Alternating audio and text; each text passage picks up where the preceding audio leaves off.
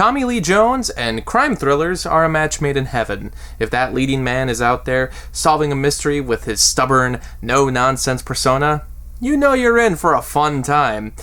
Just as the 90s were wrapping up, he starred, alongside Ashley Judd, in the 1999 hit Double Jeopardy. Please ignore the other films on the top.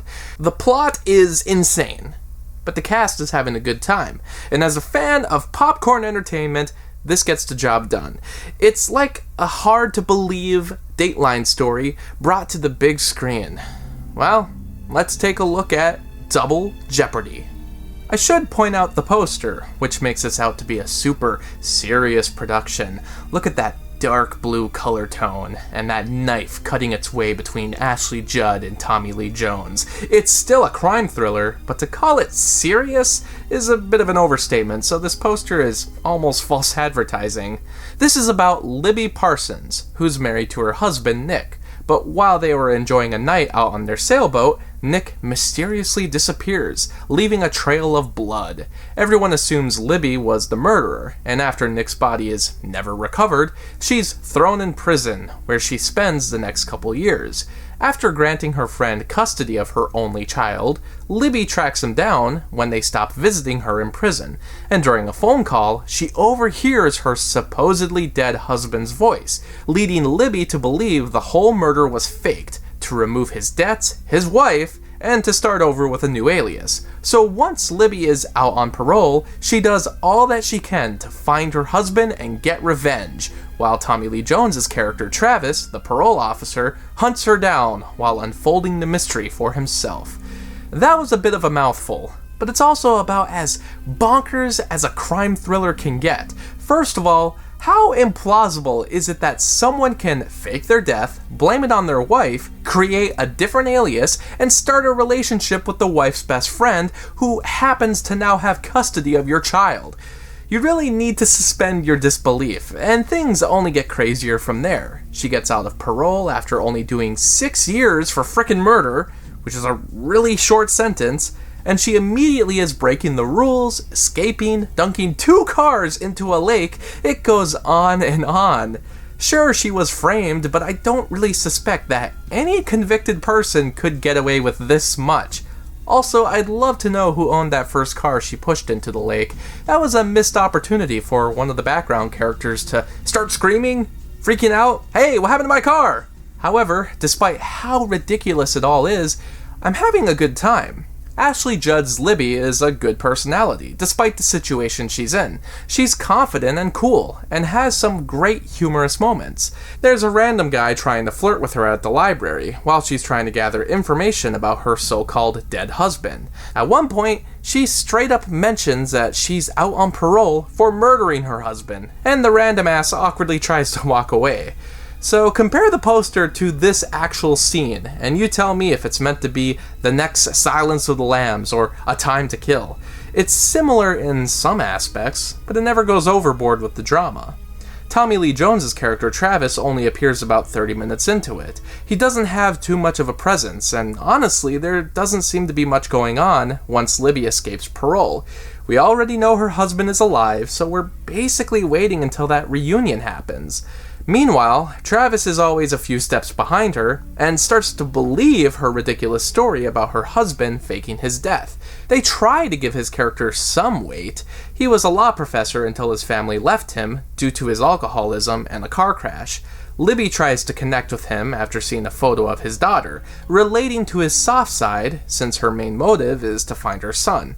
For the most part, though, there's not a lot of focus on their development. I can at least applaud the movie for not making Travis and Libby a romantic couple. I know there's an age difference, but Hollywood has been known to do this kind of thing. Everything's revealed a little too early. Imagine if this was like The Fugitive, where Libby escapes prison or parole and is trying to track down the real murderer, because until she hears his voice over the phone, she legitly thought her husband was killed and she was wrongly convicted. Then, in the second act, how about she discovers her husband is alive, leading to some kind of confrontation? Instead, we know almost immediately that her husband faked his death. Tracking him down is interesting enough, with the clever ways Libby is able to get information. There's a few twisty plot points as well, but it does lead to a climax that's basic and drags this thing down. Like, if I am able to believe that this husband could successfully fake his death and create a new identity, I don't really think he'd admit to things so openly to the parole officer. I also don't buy that he wouldn't just skip town again after being discovered, or when he locks Libby in the mausoleum, finish the job rather than let her live. Why would he just put her in a casket? He's a criminal. Why didn't he kill her? He's supposed to be so brilliant with his scheme that, as an audience member, I ignore reality. But then he makes some of the dumbest decisions at the end.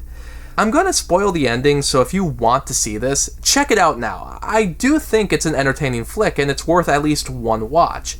Anyway, they have the husband spill the beans about his crime, and he goes ballistic. He's shooting a gun, he's causing all kinds of terror, and then Libby shoots him dead. The staging is a bit awkward and anticlimactic, but it's also a confusing conclusion. Earlier at the prison, one of the ladies mentions double jeopardy, where you can't be convicted for the same crime twice. She insinuates that if she's already been convicted for murdering her husband, but he's not actually dead, then she can find him and murder him anyway, but not be charged a second time. That's not exactly how double jeopardy works, but in any case, the climax is a case of self-defense, not murder.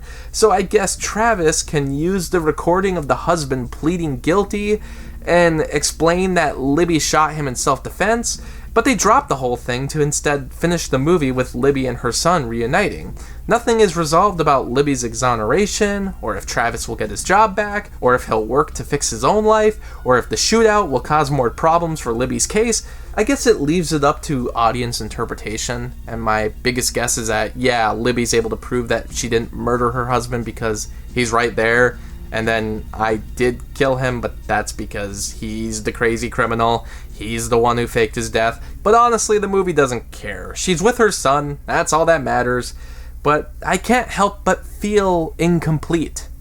Otherwise, it kept my interest long enough to stay for the entire ride. It's stupid. It does nothing unique.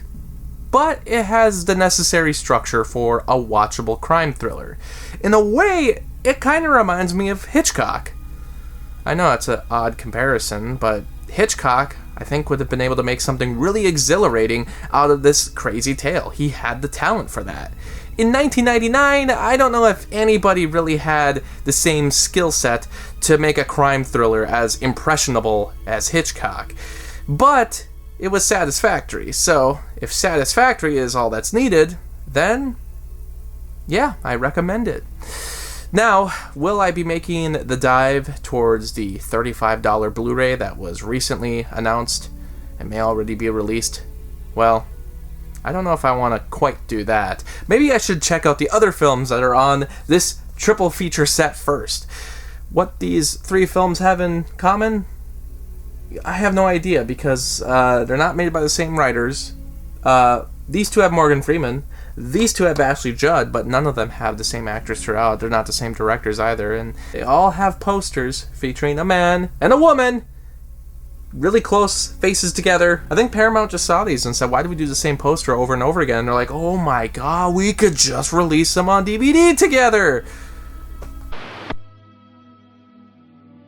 Special thanks to Lauren for this Patreon request. Thanks for watching the video, and special shout out to Lauren, Anthony, Anna, Kirsten, Spencer, Lucas, Ryan, and Robert for supporting me on Patreon. By joining my Patreon, you can get exclusive blogs and videos, and for just $7, you can get your own monthly movie review. I hope you stick around, cinephile, and have a happy, productive